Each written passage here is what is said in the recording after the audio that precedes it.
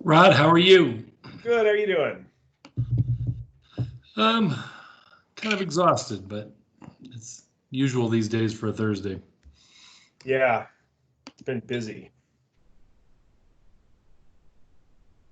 Yeah, for sure. Things have been pretty crazy for us too, as you can probably imagine. Oh, come on, no. I saw Amanda last night at the walk up Tennyson. Yeah. And Amanda and Mike were walking the other way. We passed them. How was it? I was gonna go up and then I got sidetracked. There was a lot of people. Cool, good.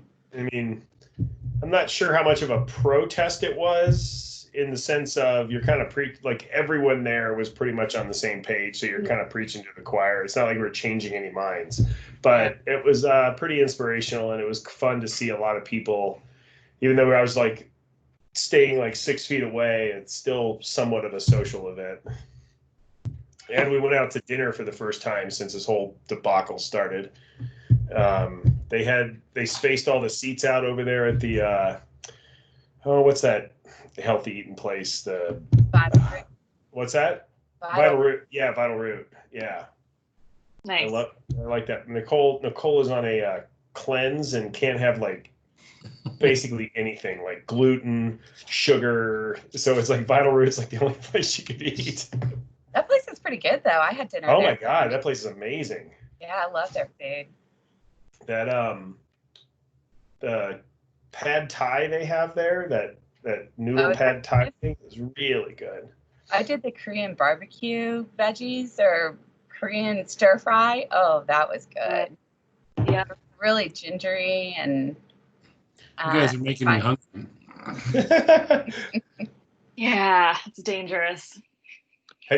Well, next time you go, try their like I don't even know what it's made out of, but they have like chips and queso, but it's not dairy queso. I don't know. Yeah. It's like oh my God, it is so good.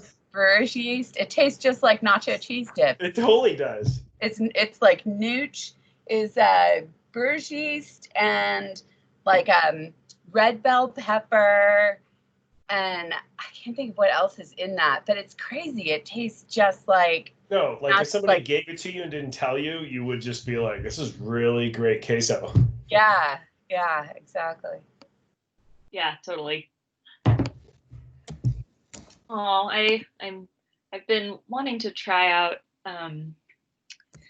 dining in person, but it's really hard to figure out what places are doing that. Yeah, you just kind of call them. Sorry, I'm gonna close my door. Dogs are barking.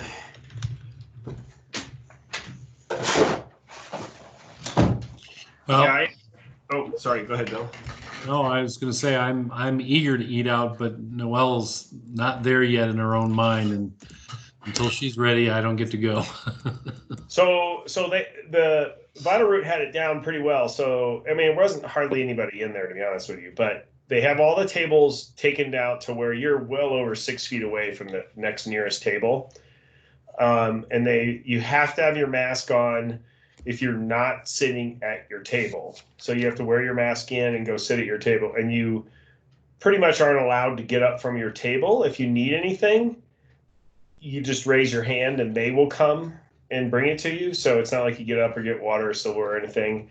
And you used to over there bust your own table at the end and put it in little trays. You don't do that anymore. You just get up and leave your stuff. They take care of your table.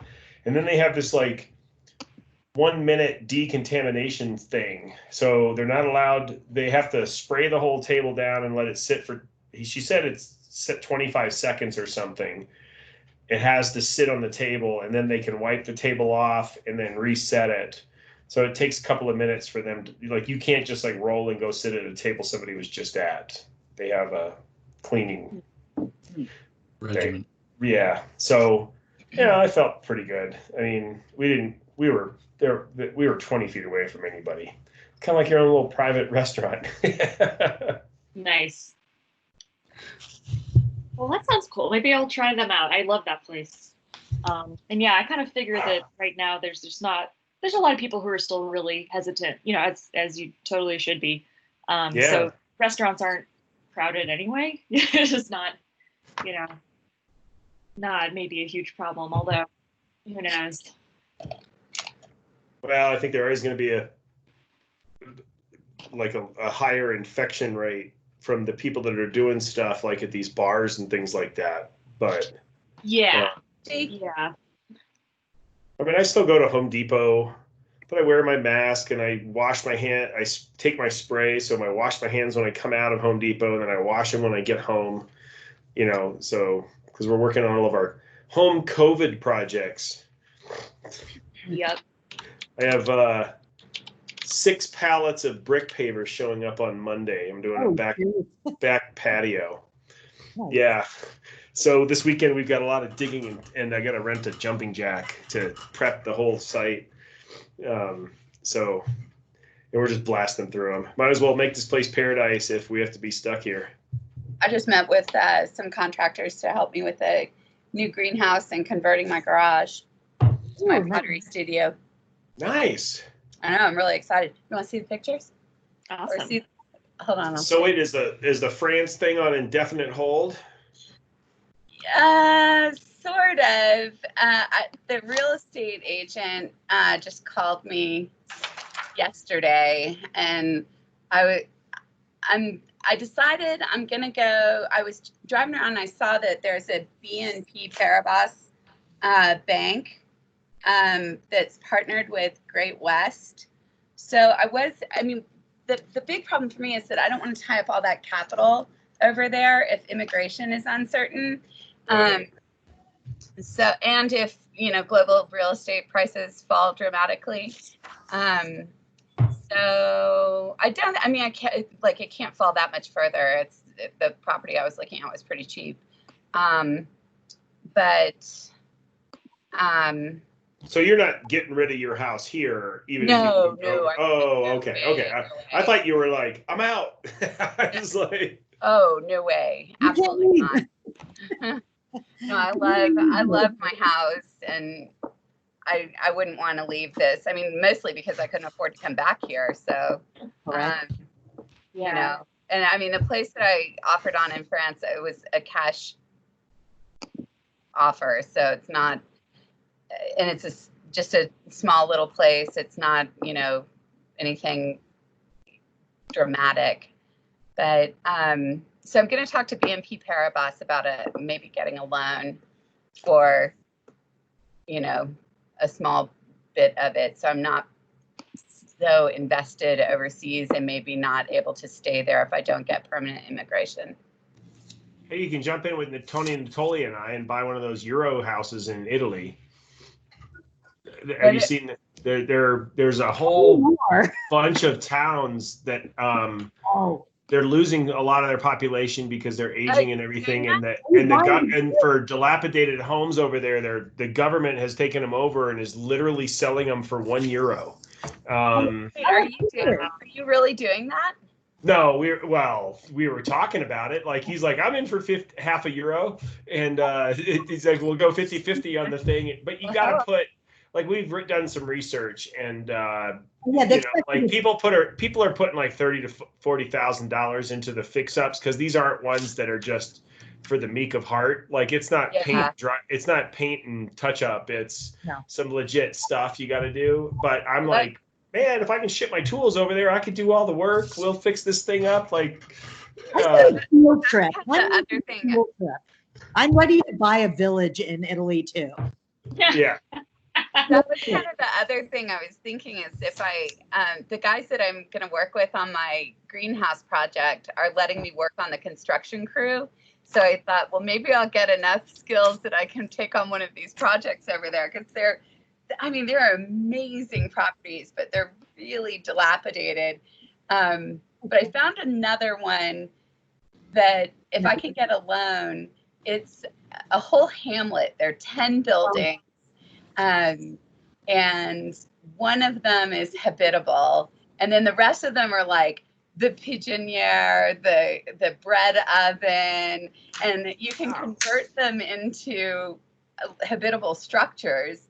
They've got these barns that are sick. Oh my God, the barns are so beautiful. These great big open volume spaces that are like perfect for studios. And I don't know. I'm talking Just to myself pick all into your friends that. and go live in a hamlet would be worth it. Exactly. My friend Barbara was over here the other day, and she was like, God, I could do this. And I was like, yeah, you totally could. Come on. That's I the whole didn't realize point. this was an investor call we were on. I thought this was overlay. Yeah. Well, hey, We're all gonna move to a hamlet. we'll have the like We Sunnyside. need to fix our problems here at home first, okay? Yeah. Yeah. Well, we're just waiting for Kevin. All right, I'm gonna get your email here. And Did you- he said, sorry, what was that? Oh, I was gonna say, didn't you send an email the other day with The links and everything. Yeah. Oh, I filed it away. Go figure. It's in its right place. Do you guys want to see my greenhouse? Are you building it from scratch, or are you using like a kit assembly? No, building it from scratch. Because I just ended up having to assemble one last fall. I spec'd one for a client's project down in Greenwood Village, and the contractor and I were working together. And we could not find anybody in the state of Colorado to assemble this thing. And the company did a wonderful job with the kit. It was a custom job. I had to order the parts custom and sign off on it. And so he and I are just like, screw it, we'll do it ourselves. And we just charged the client for us to go down and do it and keep the money, because there were 3 companies that were kind of are in that business of greenhouse work, and none of them would return our calls. Because they were so busy. So if you do get into the greenhouse business, let me know, because I can find work for you. There are a lot of clients who want these little arborariums and things on their houses these days. And I've got a great company that builds these off the shelf IGU insulated glass unit sort of assemblies, and whether they're aluminum or cast iron, they're cool. So this is not polycarbonate stuff you're talking No, about? I'm doing polycarbonate. No, I've done polycarbonate before, but this one was legit tempered shatterproof glass. Like the outer pane it's laminated on the outer pane, so hail won't make it collapse in on you. She wanted the legit thing. I mean, that polycarbonate's great, but UV breaks that stuff down pretty quick. Yeah. Well, so does hail, and both of those are issues here. Yeah. So this was like a little bit more about the tempered glass then, because we haven't made a total decision yet. But I'm using the guys that do you know Carolyn Jansen? No. She did a really cool greenhouse. She turned her she works for the city actually. She turned her garage is just like mine, one of those little single car brick garages. She turned that into a greenhouse. They kind of tore down half the wall. She's over in Alamo Placida Park. And so they took like half the wall down and then built the greenhouse structure over, like they reduced the walls of the garage to like a knee wall. Right. And they kept the part that was facing the street because she's in a historic district. So she had a whole like rigmarole to get through in order to get that approved. Well, I have several contacts back when I was a GC, like of storefront installation companies like Santa Fe Glass, those type of guys that you can just order tempered glass panels through, that it's pretty cost effective. I mean, relatively, it's not as cheap as polycarbonate panels, but they will just order the panels for you and you can get them and pop them in. Like you just order the sizes. Oh, look, I see. Well, I actually had a view. I had a little tour where Catherine described what she was thinking. Here's the drawing for it. It's sort of flat, but you can kind of get an idea. And that very cool. This little shed structure is not like, it's not like this permanently. It's a transformer. So it's going to be like a little shed for my kayak and my bike in the winter. And then I'll be able to open it up so that it becomes a little farm stand in the summer when I'm selling things. I'm just trying to find the. How do I get out of this? What do I do? Okay, there we go. So I just called Kevin. Hey, hey, there he is. Yay, Right. let's get started now. Oh, he's out in that cool place that he built. I think you should take us on a tour of the finished product. That's really great. Well, we'll get going as soon as he gets back.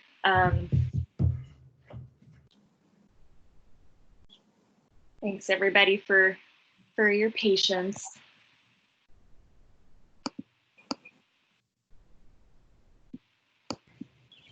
And I will start sharing my screen in a moment. Awesome. So we have, thank you everyone for being here. We're so close to the finish line of this phase, although there's lots more work to do. I think we'll go ahead and get going. So I'm going to start sharing my screen. I've got an agenda. I'm going to provide some recaps on some of the discussions that happened the last couple of weeks when we didn't have any formal meeting about the elements of the overlay, but we ended up using that time to, oh, my computer doesn't want to let me share anything. Hold up.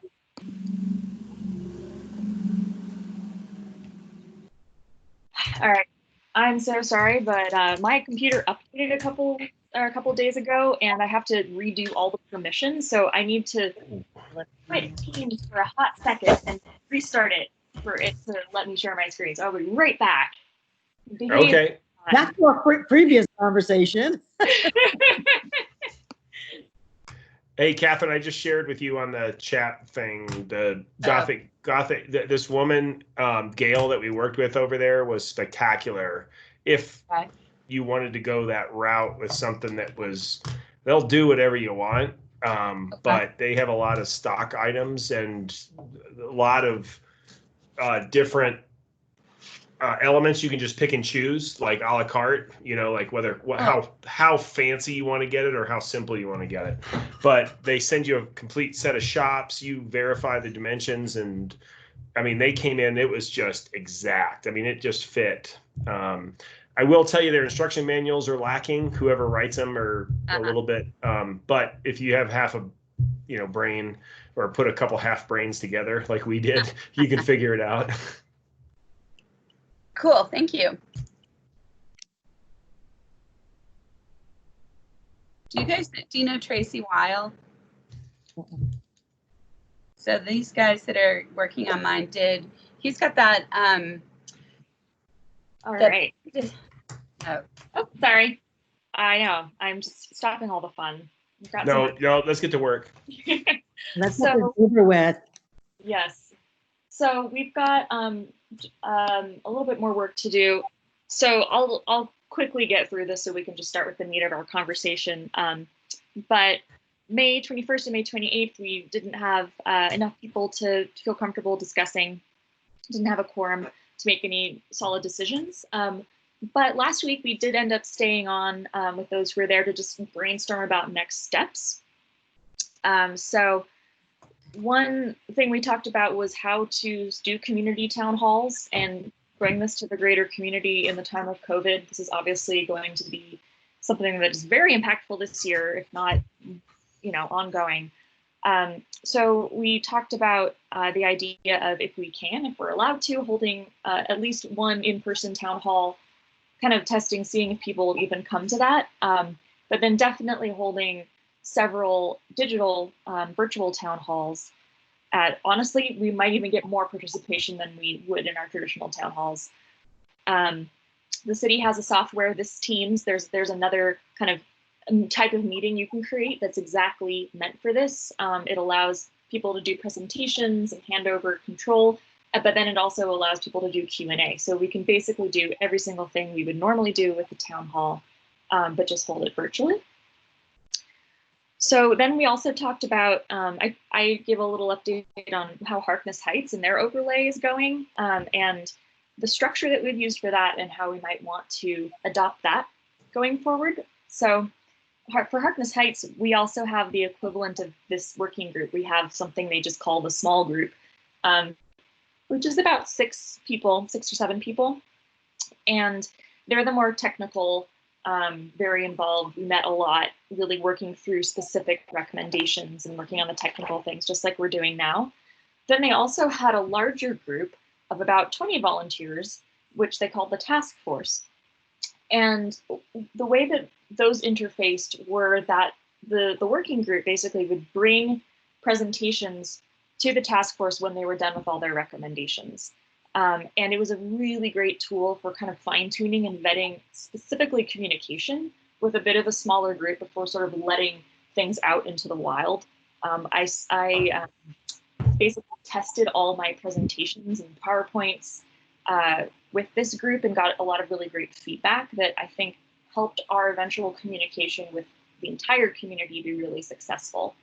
And they were also then another kind of involved group. We only met like once a quarter. It was a smaller commitment from them, but it also still brought in more people getting involved, and then they tell more people. So that might be a really great way to move forward. We also, of course, for all the overlays and rezonings that we've been working on from our office, we've been doing these really robust online surveys, which are a version of sort of what the working group survey was that you all did, but it would be much more tailored towards providing comprehension and education for people who are not as familiar with super technical things. And then, of course, our office sent out mailers to every single property owner in Harkness Heights, in Chaffee Park, for the Tennyson overlay. And those we would probably want to send out when we have the dates for the town halls, as well as the survey ready, so that can then direct people to fill out the survey where they can comment on the underlying purposes of the elements we're recommending, as well as the actual language. And then, of course, hopefully attend the town halls. So that's just a really quick overview. For us, probably, I'm really hoping that this meeting and then the next one are sort of the last ones we need to get to a place where we feel we can actually have our own vote on where we've aligned with all these elements.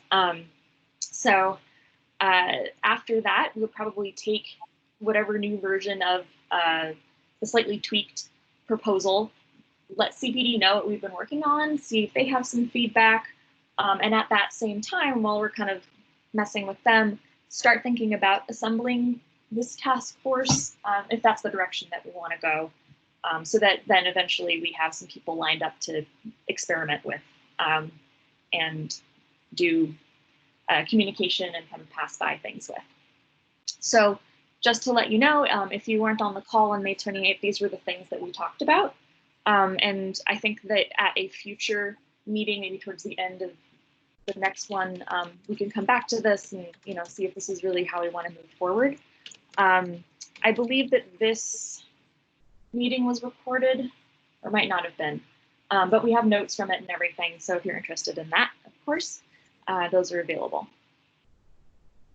So really quickly, I know we only have about an hour left, but this meeting is a continuation of the really complicated and awesome conversation we were having on May 14th, where we discussed transparency. I think we got to a pretty good place with that, but then we moved on to four-sided architecture and realized that this actually led into conversations about materials. It led into all the things that are sort of the end here of the overlay,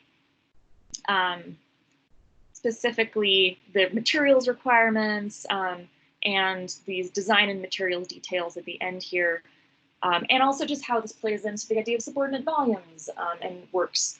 So I will briefly recap sort of where we ended last time, just so since it was a couple weeks ago, and then we can kick the conversation off again with some specific questions.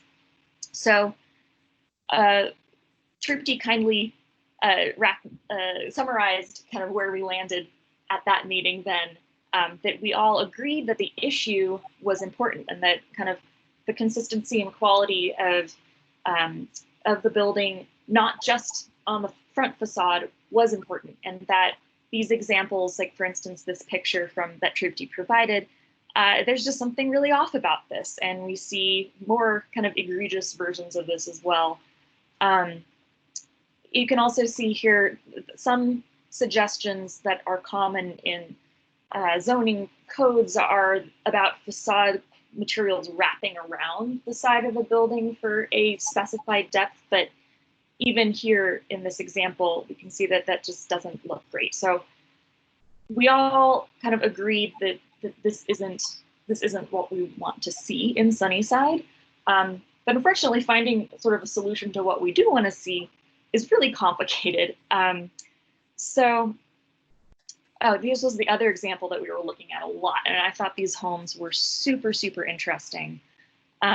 This brought up the conversation too of needing sort of thinking about exceptions or thinking about how particularly this part applies to really narrow lots, homes that obviously they're building. There's this new trend of actually having separate standalone homes rather than townhomes. And so how solutions might apply to different size lots, especially the smaller ones like this. And so here's kind of the questions. I think we had a lot of discussion. We unfortunately didn't come to, I think, any major conclusions. But one thing maybe that we talked about, of course, is if a house is on a corner lot, the facade facing the side street should be the same quality as the one facing the main street. But the big question, I think, down here is, should we regulate all sides of the building? Does the rear include that? I know we got into this conversation. I think, Kevin, you had some strong opinions about this. We talked about how materials are best when they change with a plane change. So when something sticks out, like here, or with stories. So rather than having vertical changes of material, like you see here, it would be much more successful if it was a horizontal, if the materials kind of went with the different stories. So one way to say that too, Naomi, is materials follow form. Yeah, exactly. So I think what we can all agree that makes good architecture, and that is a success. Like that's what a problem that we're seeing is not doing things like that. The hard part is what kind of rules can we think about? And again, it doesn't have to be like the exact specifics, but does anyone have kind of an idea moving forward about how can we guide development in a way that's not potentially too onerous, but does get at this? So I've been thinking about this a lot, and as I walk the dogs around the neighborhood, I've been looking at the things in that picture that you had shown earlier on with the one up at the top there. Yeah, this one. I've seen a lot of examples from that. And I keep going back to asking myself what bugs me so much about it. And I go back to that term I used that last time we spoke. Those changes in materials when it's a coplanar surface are the ones that bug me. Like, and so I keep coming back to Catherine's, like the primary massing element. And I keep thinking that like coplanar, you mean on the same? Yeah, on the same surface, that when they switch, if that, it's arbitrary. If that bumped out like even a foot or 6 inches, and that looked like a subordinate mass where the siding starts, it would be completely.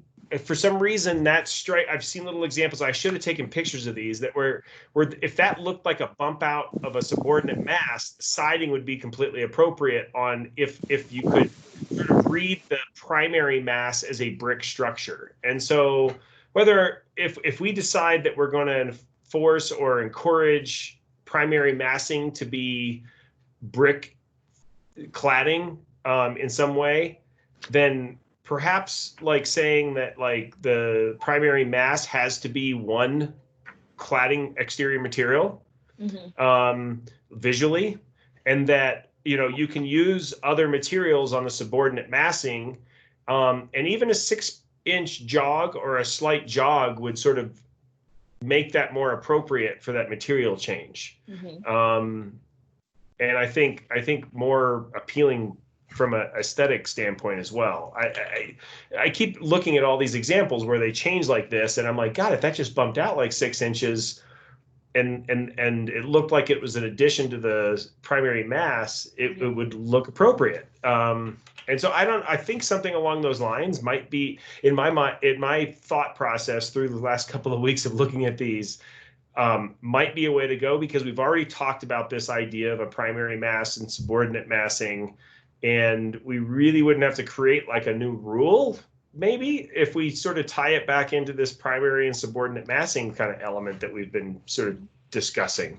It would also encourage sort of smaller forms, I think, because let's just say we say that it's a brick is our encouraged element, or maybe mandatory on blocks where brick is required, or lots that brick is required, because they'd want to sort of like keep that primary mass relatively small as they could visually, because they don't want to spend a lot of money on the brick. And then they would have a lot of subordinate masses. So it might break up those massings and sort of bring those scales down a little bit.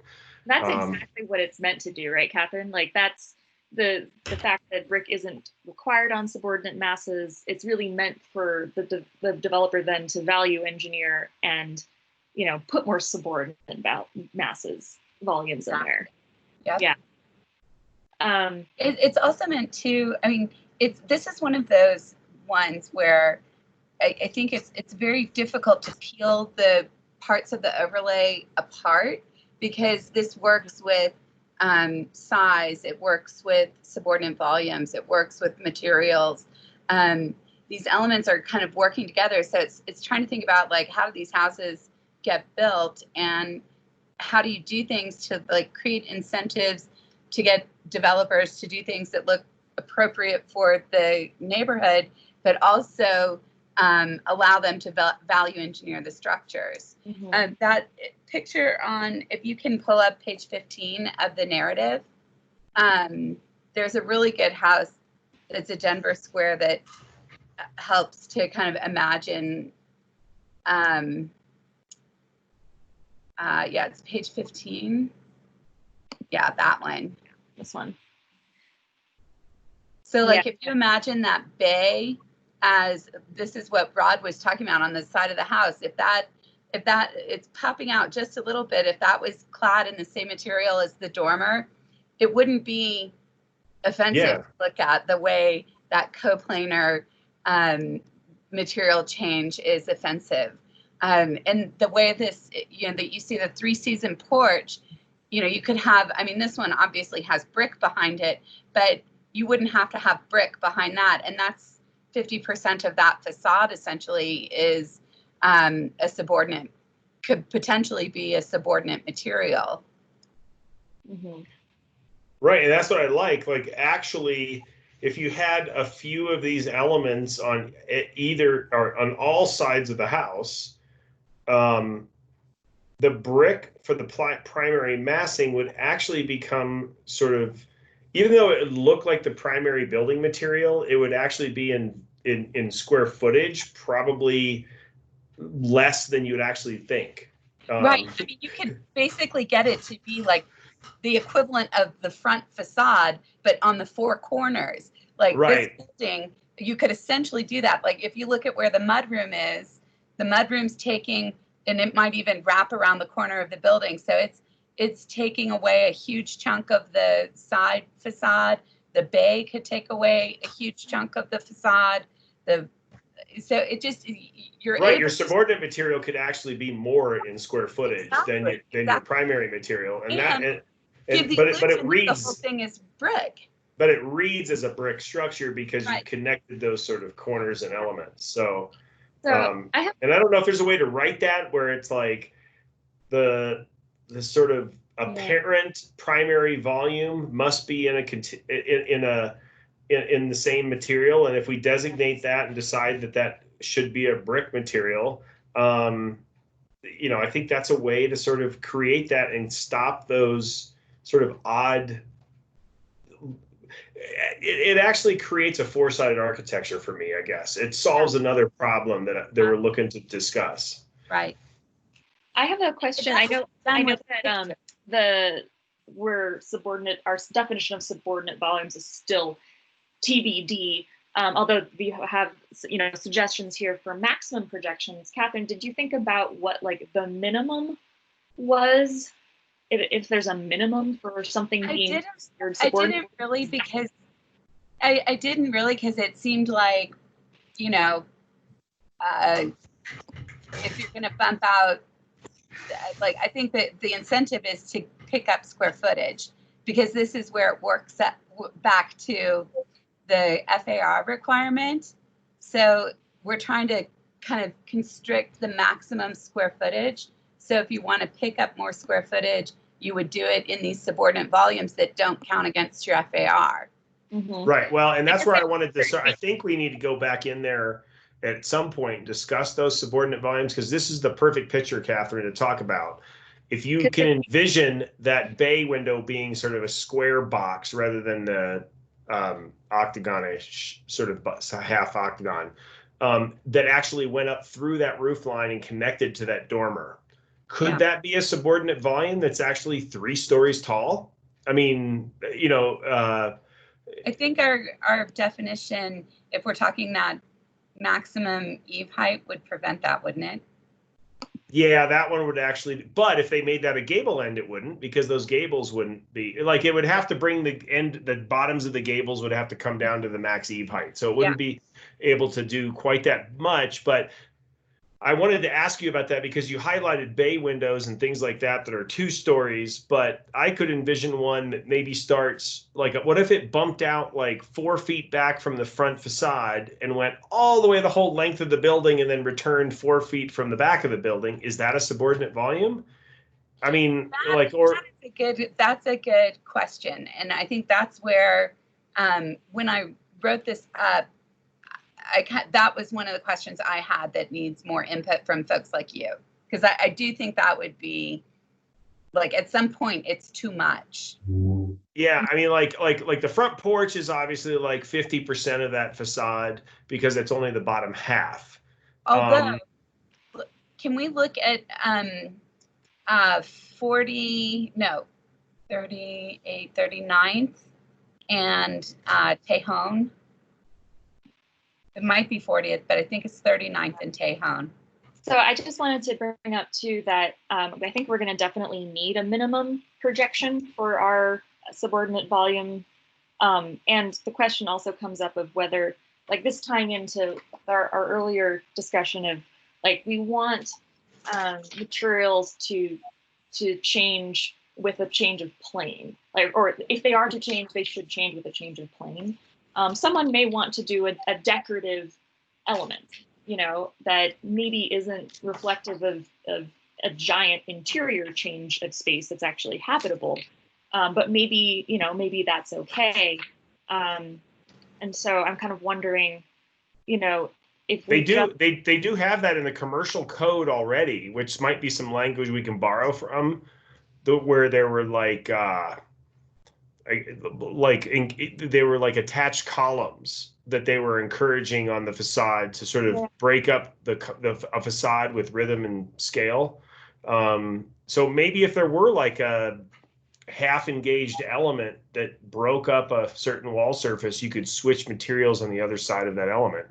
Like if it was a colonnade kind of thing that was engaged. Yeah, so that's really cool that you bring that up too, because that's part of a table of options, sort of, that are, the code provides you with maybe 5 different things. You have to choose at least 2 of them, and they're all really great stuff. So, maybe it's like you have to do that, and you also have to have a window with an actual like sill, or some sort of change in plane all around the windows consistently. So that's definitely one way that we can get at maybe some of these, especially when we talk about sort of these design elements and details that could allow be a little bit of a compromise between allowing some flexibility, but also still requiring some sort of base quality. And this is a little separate from the subordinate bonds conversation, but I think it's all tied together, right? Hey, this is Trupti. So I've got a question, and maybe this is a bit of a step back and maybe resolve maybe a primary issue. Yeah. The one is, number one, are we going to require, if you tear down a brick building, you have to replace it with a brick building? Then we're saying that we expect foresight in architecture. That's, and then again, brick comes into play. And Yeah. then you've got subordinate units where, there's ways to reduce the amount of brick. But have we decided, and do we need to decide first, that if you tear down a brick, it needs to be replaced with brick? Then here's the exceptions of where you don't have to use brick. Should we decide on that first? Yeah. Which is, I think, primary, because if we don't decide that replacing with brick is important, then all of this other using other materials doesn't come into play. That's a really good point, Trupti. And I think that we should totally do that. So I think to start this off, we can use the table again here, and brick materials requirement, and just go and have this discussion. Because you're right, I think that we're probably leaning towards it, but it's good to have this conversation first. Yeah, I think we're already resolving the problem that we'll have if we decided to do brick, is how to give that back, to use Catherine's term, the value engineer, additional space, and then those spaces don't have to be brick. But we haven't decided whether we're going to mandate brick if you tear down brick. Yeah, that's very true. Okay, so the conversation around where brick would be required would be if an existing brick building is redeveloped. In multifamily development, although keeping in mind that the overlay part of the overlay proposal we're working on right now is just about single family. There's the TU that it applies to as well. Right? Is it? No, this was for all of Sunnyside. SU and TU. Yeah. It's for SU and TU. However, I think that right now we need to focus just on single unit, because there may be some considerations for TU. I disagree with that heartily, and that is not how we've been promoting this for several years now. All I'm saying is that there might be some considerations for TU that are slightly different from this, but we don't have to talk about that with brick requirement. We can say multifamily development would be brick materials requirement as well. So also brick would be required on any buildings with the low slope or flat roofs. And then potentially buildings over a certain size would be required to have brick, which is really interesting. So James and Ian both responded, yes, we'll just say that. And then Trupti, I know that you feel very strongly about this. If you have anything else to say. I don't even know that I feel very strongly. I don't know if I would say that. However, I just thought that this piece of it had to be discussed first, because I think it's instrumental to the next couple of things that we would discuss. Yes, originally I recall it was in the context of the block, but couple of weeks, 3 weeks ago, the conversation of, wait, there are blocks where the architecture isn't what we want. Would we want that to now be brick? That's a conversation I hadn't even thought of, and was probably not, wasn't addressed in the original overlay, which is how to influence areas that potentially came later, but we want to have a quote unquote positive influence, let's say, with the brick. So, originally we talked about block context. Now we've also talked about if you tear a brick down, put a brick back up. And I guess the third one is what came up 3 weeks ago, which is How do we influence things that were built in the 70s without brick, but we want brick in there? And I'm not sure about number 3 there, about what we do. But I do think either context level of the block, or you tear down a brick, you have to rebuild with the block. I think both of those are ones that I would think are important, that I would agree to and stand behind. Or both. Yes. Great, thank you. So Sarah, who's left, was very against this. Rod. Well, let me just tell you where I stand first and then where I sit or whatever. I love brick, and I think it is a wonderful material to use, and I think it's an appropriate material in a neighborhood context because of the human scale, and it's tactile and it resonates with people. On the other hand, I'm hesitant about mandating material selections, and I don't know why necessarily, because if everybody did things with brick, I think it would make me happy, but there's just something about it that I don't like mandating it necessarily. On the other hand, from a personal level, I would love to say that everybody has to build, at least primarily with brick or in our neighborhood, because I think even if we replace those blocks that don't have any brick on it now over the next 100 years, it makes Sunnyside a better place. Eventually it will become this great sort of nostalgic neighborhood again, even on blocks right now that aren't spectacular. So, I mean, that's something that I'd like to discuss and hear further. I mean, I have done a lot of research and on other neighborhoods, and they seem like they lean more historic than sort of just preservation overlay, but they do mandate materials, and they do specify what you can and can't use on certain facades. So it's not unheard of. It's not out of the question. It's not like we'd be reinventing the wheel if we said you must use brick based on a certain criteria. So, I mean, at first I was a little more hesitant to sort of say we have to mandate brick in certain instances. I'm beginning to sort of say that, with all of the acceptance areas that we are going to allow a builder to put a different material on, it might not be so difficult for me to sort of say we need to mandate brick on the primary massing. Because in truth, whether depending on how we define the subordinate masses, less than half of that house would actually have to be brick in reality. And I think overall, in context for what we're trying to promote in the neighborhood, I think it's a good thing. So I just did look up in the zoning code what they call those things, and their vertical scaling elements is the language they use to break up large massed buildings. This is more in a commercial, I think this is in the like Main Street sort of section, but I think it's still relevant to what we're talking about because they have a change of material more horizontally oriented in there, and then they use these vertical scaling elements where they transition to different things to sort of break up these masses. So it's kind of what we're talking about doing with the subordinate massing in a way.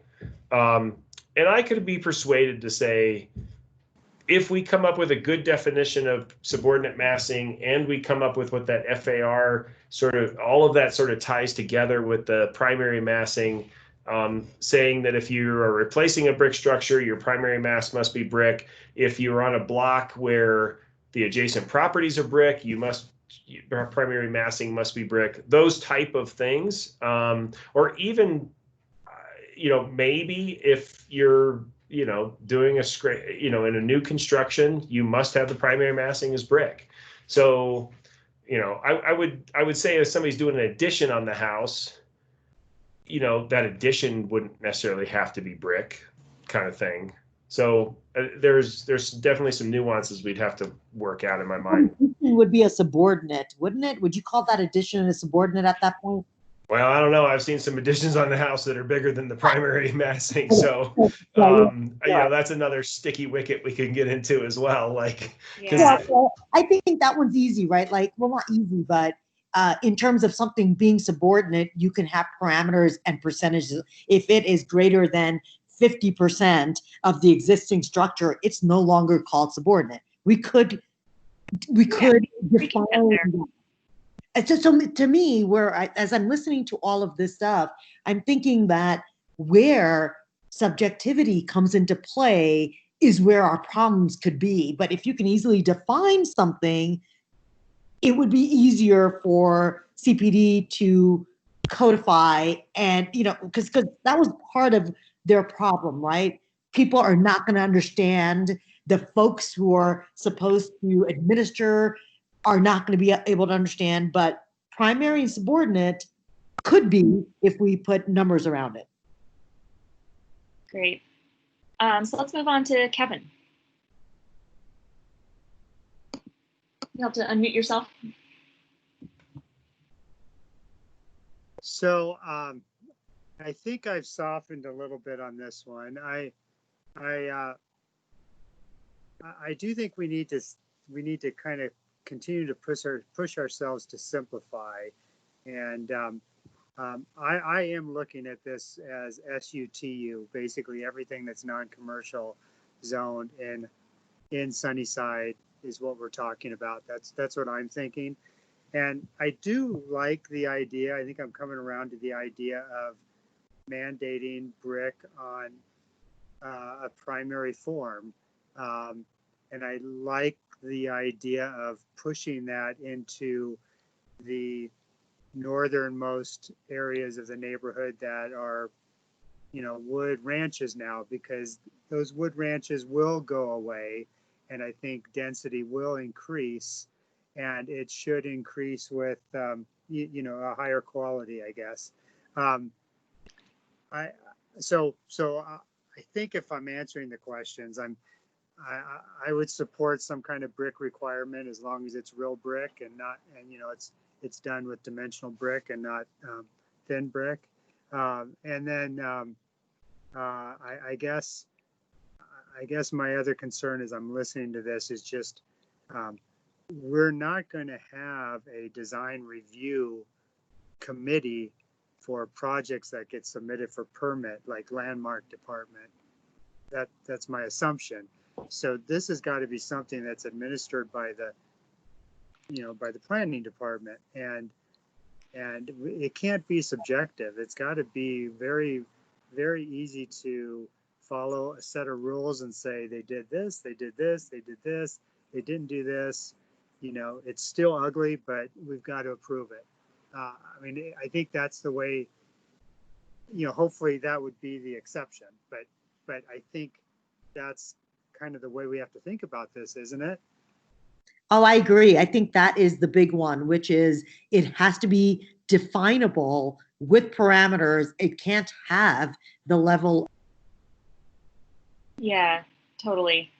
So one thing that I wanted to ask, I probably should have asked us to elaborate on as you go through this, is if anyone has specific opinions about exactly where brick can be developed, but we can go back to that when we open it up for discussion, because can I mention that I think that's where I'm leaning towards, neighborhood wide SUTU, because if you say, okay, well, if the house to the left and the right are not brick, you don't have to do brick. But then what if, that kind of thing evolves over time. So I that's a hard, yeah. So I would suggest we just, if we're going to go that route, I'm sort of leaning towards any new construction that primary mass must contain brick. And then that way it's all phased in ultimately over the next 100 or 150 years or whatever it is. And eventually you get this contextual neighborhood that is unified. I say one thing? I want to have Bill go and have his statement before we all jump in. So just one moment. Bill, I think you're muted. Sorry about that.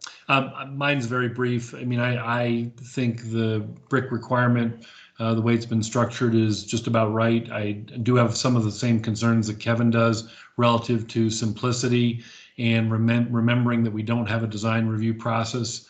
So with that, I'll let others jump in. Thank you. All right, have at it, group. I like the primary piece, which I hadn't thought of because I always kind of, and again, I don't know the definition of primary, but a definition of primary can, be done. And then it doesn't matter where in Sunnyside. And I think a supporting point would be, and I think Catherine already has these numbers, which is there's an X percentage of homes that are brick, right? If that's the case, we say that's the reason we're saying all new stuff, old stuff, remodel, whatever, is based on the fact that 80% is brick. So therefore, we say primary brick.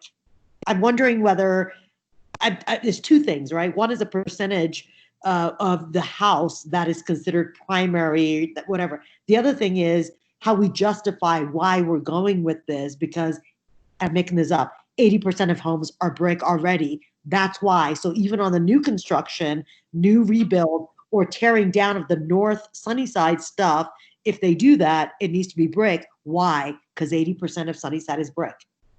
Mm-hmm. Great, thank you. Catherine, you have your hand up, which I appreciate that. You can all use the hand function too, so we don't talk over each other. Thank you. Sure, no problem. I do not have to be talked into brick everywhere. I'm good with that. If you guys are good with that, 100% thumbs up. The one thing I will say, and I will speak for Sarah, who's no longer with us, she did send some pictures of Clay Street and some little cottages on Clay Street that are all clad in like lap siding, and I could be talked into, like, that's where I think the buildings over a certain size trigger is good, because it might be that someone wants to build a modest sized home, they've got a modest sized budget, and the pattern of homes in Sunnyside is small. And do we want to, prevent that? And I don't think we do, because it's also part of the, up in this neighborhood, if you look around, a lot of people, this was sort of the area where downtown Denverites summered. And there are these little summer cottages up here. So there is pattern precedent for small cottages of that lap siding. So maybe we want to, allow that in there. I don't think the incentive for builders is to do that, but for residential investors, there may be some incentive for that. I think that's a fantastic point, Catherine. Yeah, that's really interesting. But can't, even if you're building a small home, can it still have a primary form and secondary forms? And the primary form would be brick, but it still can be 1,000 square foot house. I'm fine. Like I said, I'm fine with that. I think brick is a character defining feature of our neighborhood. So I just wanted to put that in. If it's a small home, I think there could be some argument for that. But I'm easily talked out of that. If we were to make brick based on some sort of minimum size, does anyone have a number they want to throw out? Yes, over 2,200 square feet. I'd even go 2,000, but. Is that gross or FAR? Actually, no, wait. Let me take that back. It should be over the average sized square footage of the neighborhood. Okay, we can calculate. Which is way lower than 2,200 square feet. Probably like 15. But I would argue that, like, if the primary mass was even like you were saying, if it were a house that was the primary mass looked like a clapboard sided house, like you're saying some of the older houses were, that's more appealing to me than somebody doing like a forcing brick onto something, because we're encouraging that four-sided architecture, even if that primary mass has the same material on it. And I think that would be appealing, even if it were like a a lap-sided house or something. And so I don't know, maybe that's like below a certain size, or yeah, what we're talking about. If we Uh-oh. I think Rod, you're muted again. if we have a second, I'd like to argue with Kevin a little bit on thin brick. And no, I want to show you one of my COVID projects. If I could share my screen a little bit. Actually, I think that that's a really good conversation to have. I've done a little bit of research on what brick means. There's like I just wanted to brick share my association. screen there, if you guys can see it.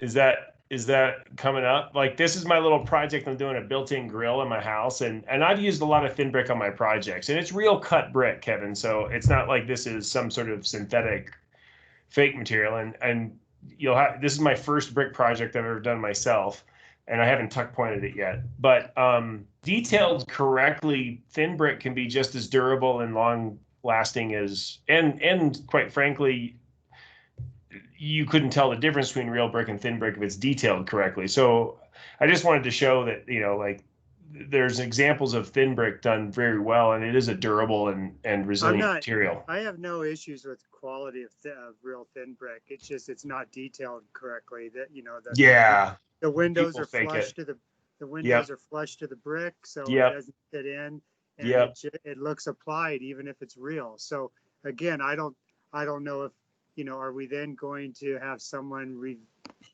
review the details to make sure they're doing that, which they do in landmark neighborhoods. In landmark neighborhoods, you have to have recessed windows, and you have to have that appearance, but there is a design review board.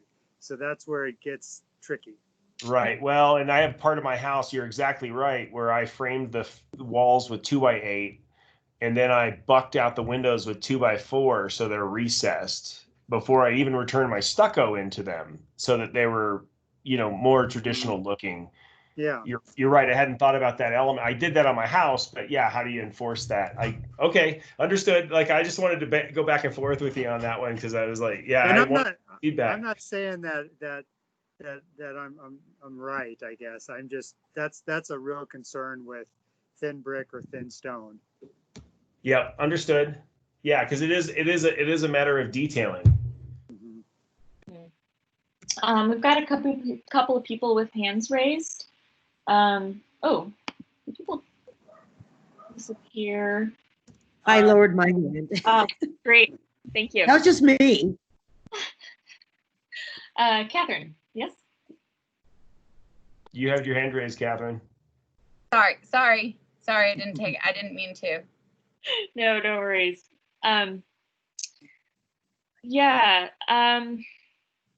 So I'm gonna pose the same question as before, which is, where are we on brick requirement? Is it based on context of the street, percentage of the neighborhood, what you tear down? I feel like we're not there in terms of that, and again, I'm just saying that I don't get that. I'm not hearing that clearly. If I was just walking off the street listening to this, that's what I would ask. I really like the idea. Oh, go ahead, Bill. Yep. Tripty, listening to the group, it feels like we are 85 or 90% there. I mean, it was delineated. If your house was brick, then you build brick. If your block context is brick, then you're going to build brick. And I think the only point that's still open for discussion is how we're going to manage the newer areas. And it seems as though we're almost there with that as well, because everybody seems to be pretty comfortable with the idea that we're just going to go even broader and just say, if you're going to have new construction of a certain size over a size trigger, then it's going to be brick in the primary structure. I'm not sure what's not clear. Yeah, I guess no one's disagreeing with these. Could we easily codify this right now, in a sense, with numbers, such that CPD would say to us, very clear, and all our folks can administer this.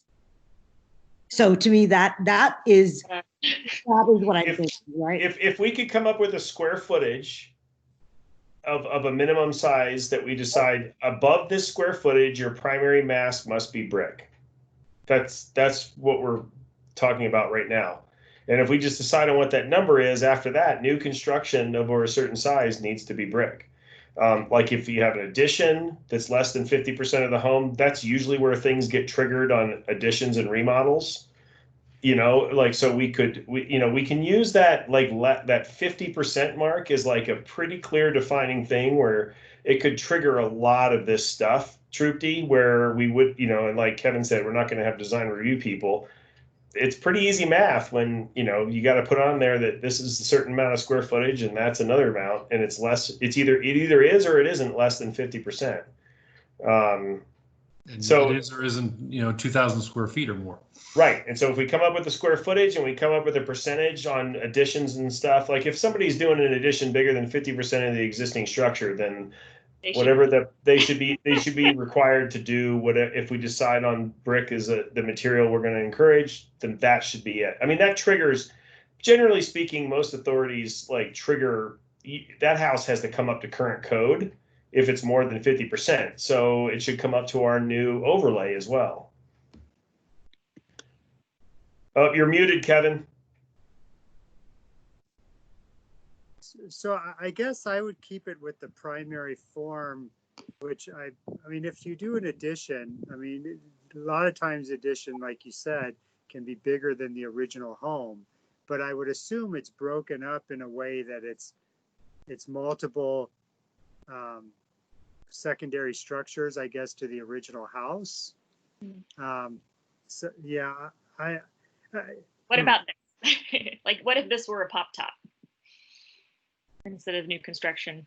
I remember when we all talked about this last time, we thought that these actually were pretty successful, the way with just brick on one story and then the cladding on the second. Yeah, is the second story considered a subordinate structure, even though the square footage might be as much as the original? We did anticipate that for pop tops, that there would be a little more flexibility for pop tops, not for scrapes, but for pop tops. Or maybe it has something to do with footprint or something. But generally speaking, a pop top, well, no, most of the time, unless they have massive overhangs, a pop top is going to be 50% or less of the original square footage of the house. So that wouldn't trigger brick if it's 50% or less of the original square footage. Yeah, that's true. So what if the original house is lap siding and is 3/4 the size of the house or the same footprint as the bottom? I mean, this is wouldn't happen, but you're kind of saying, okay, the pop top has to be brick, even though the bottom's lap siding. And would that actually fail our four-sided aspect? So I'm thinking, let's think about one of these smaller homes in North Sunnyside that is not brick. They put an addition on that's larger than the house. We're going to say put on brick.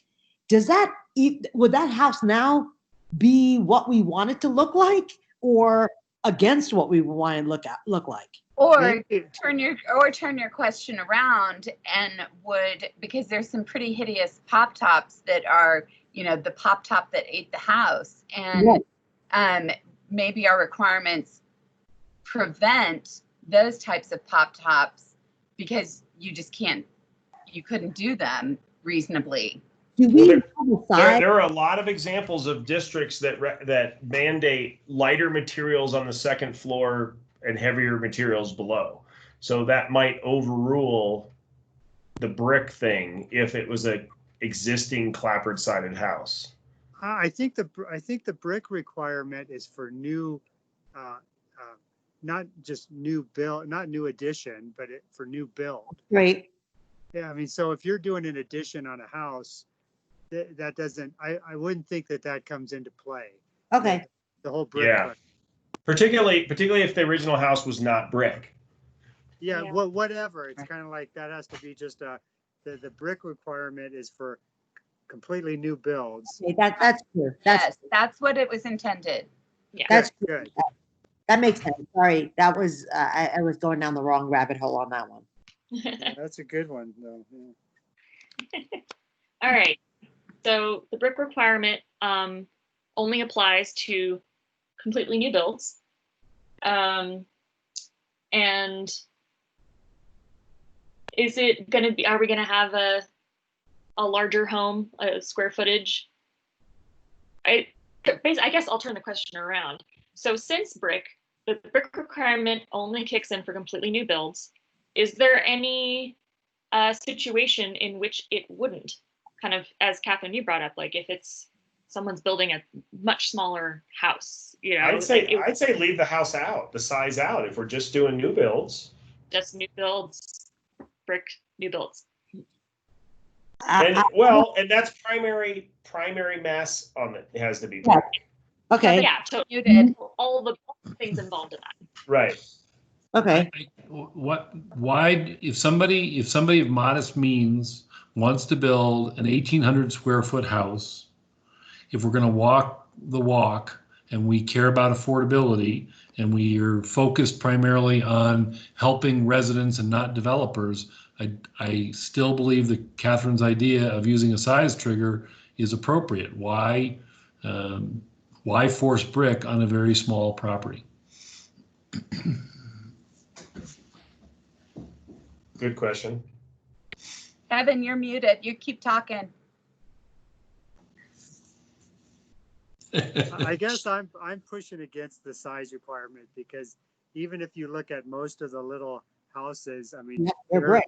they're 900 square feet with a 300 square foot addition, and they maybe have a basement or an attic space. So I think again, for simplicity, any new build, even if it's a cute little cottage, can have brick on it because we're wanting the neighborhood to migrate to brick. And yes, brick does cost more, but what's making that house affordable is its small size. And so I guess I would still err towards keeping that a consistent. And then I get a little confused on the square footage because you guys are talking FAR, and I don't know if you're talking footprint or what it is, but yeah. Well, even a small house though with subordinate massing, that even brings the brick percentage on that house down even further. It almost would become a relatively minor cost increase on a smaller house if it was designed appropriately with subordinate massing still included in it. You know, and the other thing that while Kevin was talking that occurred to me is that if the brick is required on all new construction, that actually creates an incentive to keep the existing homes and add on to them rather than tearing them down. Great point. Yeah. That brick percentage should be counted with the existing stuff, not just the new. So they can count the existing brick as part of the overall material element of the when Trippy talks about like additions and stuff like that. Well, if they get to like sort of keep the old part as part of their brick credit, then that would encourage saving all those elements of the home. Yeah, I like the You're muted again, Kevin. I'm not sure why it does that, but I think you just went back. I mean, that if you're adding on to an existing house, the brick question goes away completely. Correct. I mean, now you're talking subordinate. Yeah, that's true. Things. So there's no brick is required on additions, top tops. It's only new all new. I mean, let's call it scrape, but scrape construction, brick is required at any size for the primary structure. So I guess we're down to, let's define that. I mean, in my mind's eye, we really need to define that primary structure and then the percentages of subordinate structures and how they interrelate. Yeah. is that something that, I mean, we only have 15 minutes left here. Is that something that want to have more of like a work on our own kind of technical, the people that feel that that's in their forte to figure out, or is that a conversation everyone wants to participate in? I mean, I know we're not going to get through it because it's a pretty challenging topic, but I'd like to throw out there, I like that 50, like any facade, the subordinate mass cannot cover more than 50% of the primary mass. That way it can allow for that porch that you were showing earlier, you know, which is the bottom half of the house, or it could incorporate something that literally could be 2 stories, but that would only cover like say 1/4 of any particular facade. My one like devil's advocate thing I was throwing out there, Catherine, is like, could somebody throw like 4 subordinate masses down one facade?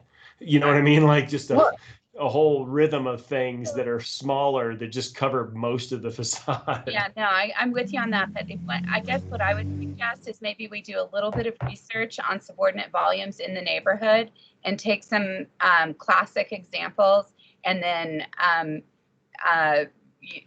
work them up. That I had asked you to bring up one at 39th and Tejon. I think it's most of the front facade would essentially be a subordinate volume. It's a projection over a porch. But I think my default answer would be, let's go see. We're creating a conservation overlay. What are we conserving? And let's look at what's out there in terms of that. It's a turn. You just passed it. The tree is blocking it.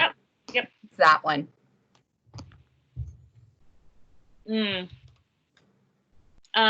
Yeah, I think that's a really great idea. Like, again, exactly. We're supposed to be basing this on what is in Sunnyside. So doing a little bit of just on the ground work is probably a great way to kind of maybe to Rod's point too, it's like limited to 1 subordinate volume per facade with a maximum size that it can projection and width.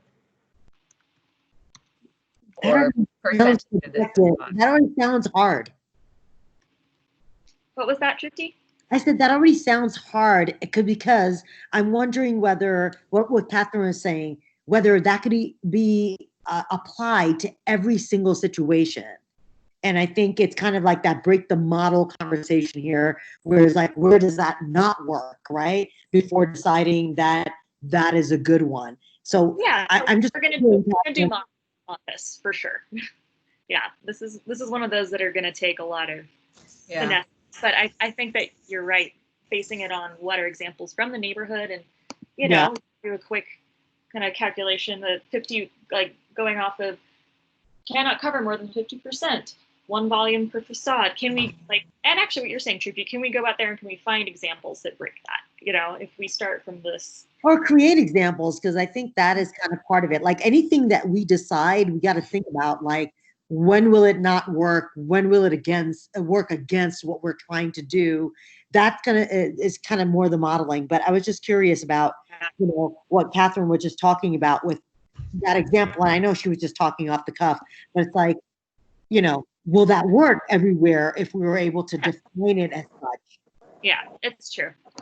So what do we think about, we'll say that that's our directive going forward. We have decided that the brick requirements and all the finesse involved in all of that, the brick requirements kick in for new development. And that is the word. Yeah, I think that is something we've all agreed on. Yeah. Well, so that one would be up for a vote next week then? Yeah. So I think that's I am not going to be here next week, so can I proxy vote on that? Yeah, for sure. And I will. I will send out a notice, because we decided for our voting rules that it would have to be noticed a week in advance. So if we do think that we're going to really vote next week on our suggestions, and I'll alert everybody to that so that everyone has a heads up, and if they need to proxy vote, that's cool. And we haven't Um, voted on any of the other things prior to this. So, are we going to vote on, all the stuff prior to this first, and then we're going to get to brick? Or are we going to vote on I think all we're gonna vote. It's gonna be kind of like an on consent, and if someone wants to take something off of it, then we know that those are the things that we. Yeah, that's it. Thank you. So I think it's really, I know we've got 10 minutes left, but I think we can knock a really quick other thing out of the way, which is the rooftop deck prohibition. I know it's like a really quick shift, but there was, I know Trupti, you were against rooftop decks, but pretty much everyone was for this. The Potter Highlands overlay. Was I against the prohibition? I'm sorry, I could change my vote. I mean, the question is, I think what it was we don't want rooftop, and I think I'd be against that in the sense where I don't know that we should not allow rooftops. I think it's much more important that we have the front porch.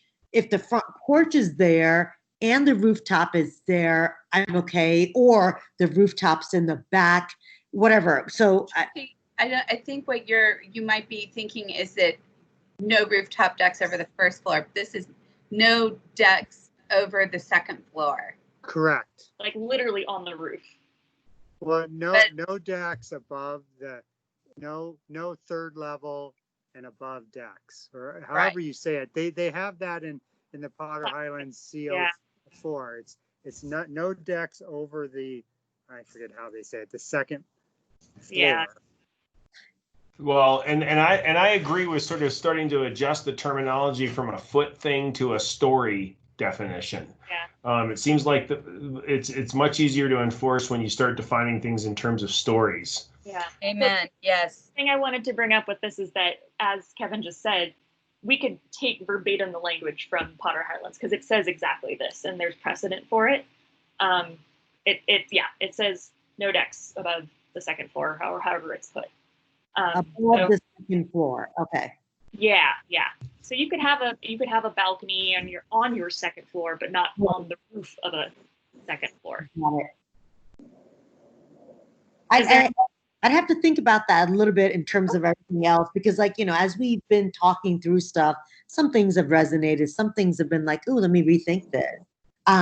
What I would ask and of everybody is to consider, how much does a rooftop deck with a view of the city impact, you liking this home, wanting this home, those kinds of things in terms of value to you personally?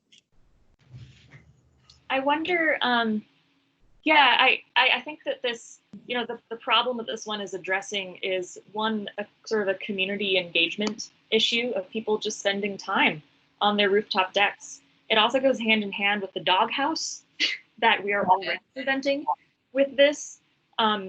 So I wonder, if we're requiring, if we're doing like a max eave height, we're basically requiring a pitched roof to be something that would happen above a second story anyway. What's the feasibility of actually having a rooftop deck? And if someone were to have a rooftop deck, it would have to be sort of, in the recessed underneath. Couldn't you do it in the back?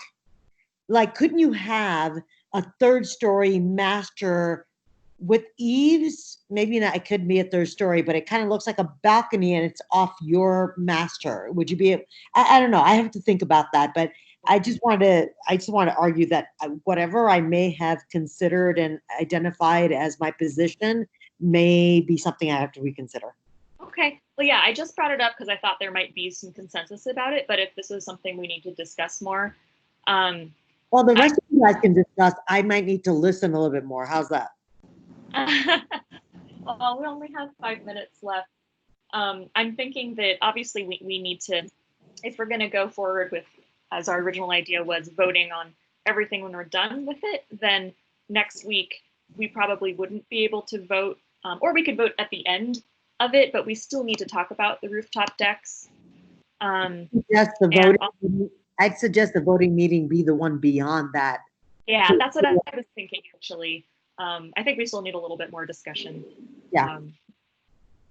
So I'm not sure we're done with materials and brick and subordinate unit yet, or at least parameters. yeah, Well, we're done. I think we need to clarify the primary and subordinate massing in those percentages. Correct.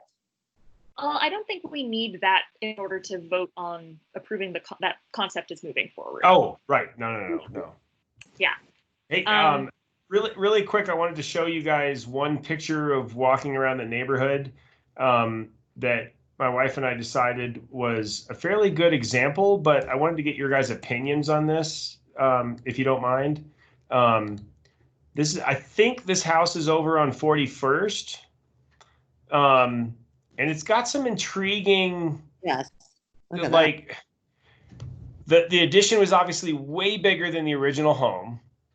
They connected it with a siding element here. It's almost like a breezeway of a smaller element, but it's just enclosed space. And then they just show this thin brick veneer on the adjoining faces, even on the other side where they just put the brick and it's real brick here, but they leave the front facade as stucco. There were things about it that I was like, I think it's a pretty good example overall, and I like it.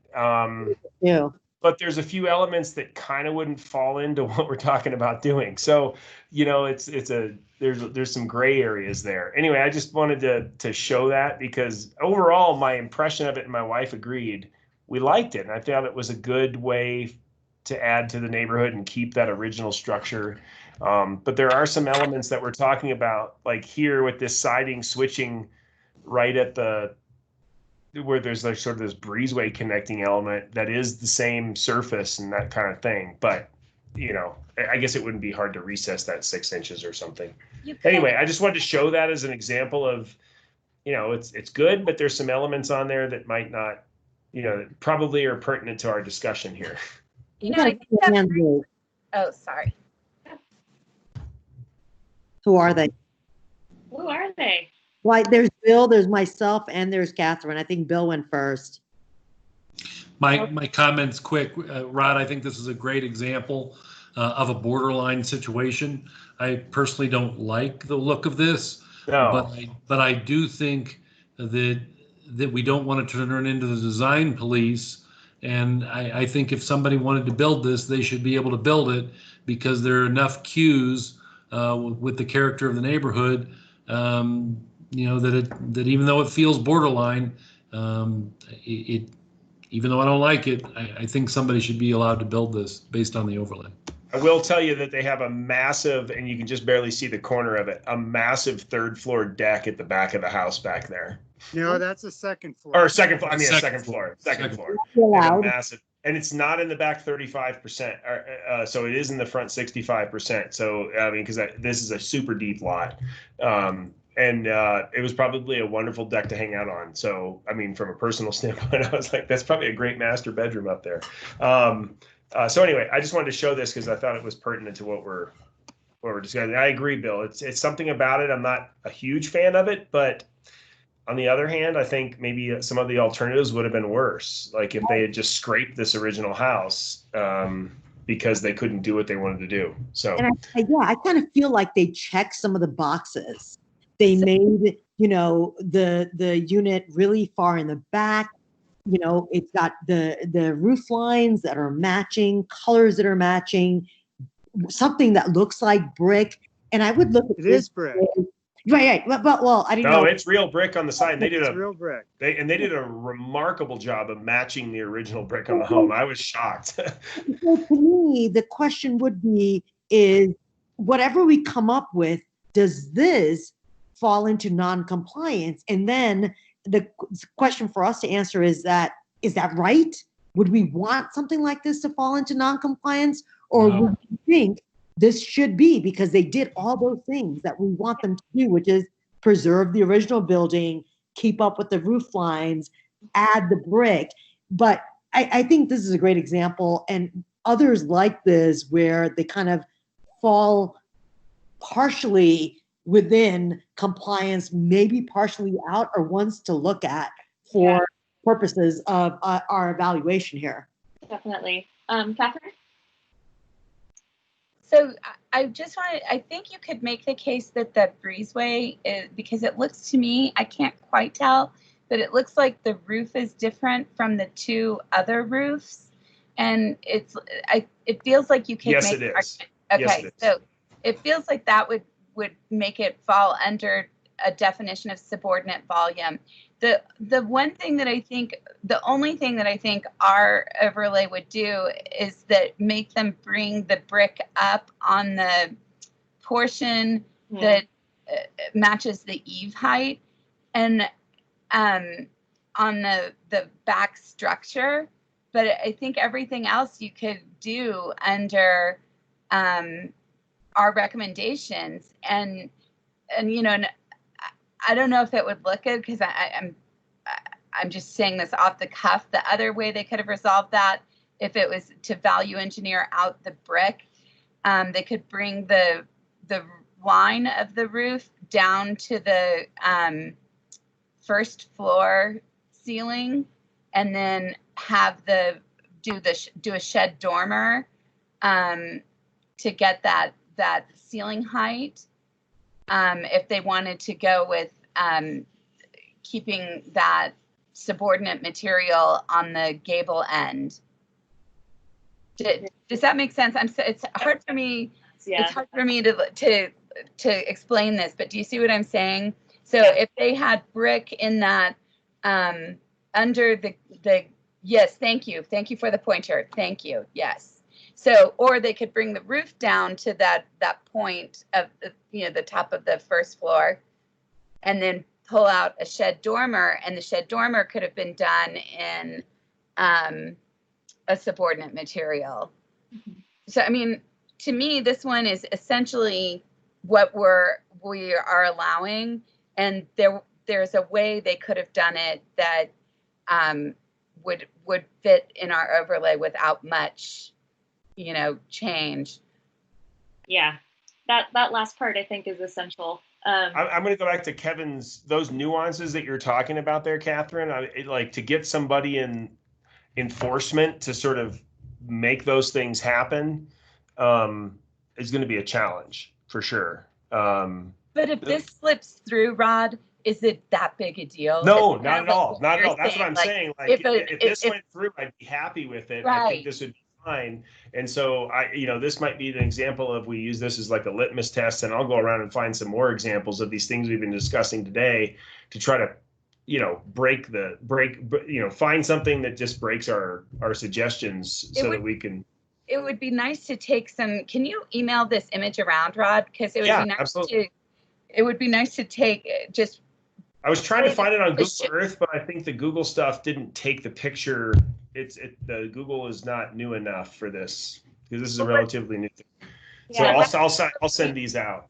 What would be nice though is for us to be able to show, like, here's something that was done, a real example. Here's what would have had, what the overlay word for word says you should do.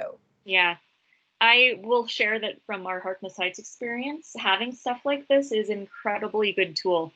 Because we've had community members come to the meetings and be very upset because the thing that they just did to their house wouldn't be allowed under it. And the conversations that we ended up having with them was, well, you could have altered it by like 2% and it would have fit, Right. Well, like for example, what we're talking about, this little breezeway connector piece could have been recessed even a couple of inches or 4 inches. Mm-hmm. That would fit with what we were talking about on the coplanar surfaces. Yeah. And then, some very simple things to this second story addition that Catherine had pointed out were minor alterations would have fit in completely. So yeah, it's really important to keep in mind as we're looking at things. So I want to be mindful of everyone's time. You're 4 minutes over. But thank you again so much. This was a great discussion. I think we magically got to a consensus about brick requirement that I'm sure Catherine is very So we are closer than we've ever been on that, so I'm excited. I know. My opinion too. I didn't have to die on that hill. I'm so happy. We don't have to let you die on that hill. So we will. I will call right now that we are not going to take a vote next week. I think we still just have some things to talk about the following week. And good to Agreed. know not be here, Catherine, next week. But I think we've hit your big important topic that we wanted to make sure that you were involved in. So with that, we will see everybody next week. Thanks, you. Naomi. Thanks, Thanks, Naomi. Naomi. Bye all. Bye, Thank everybody.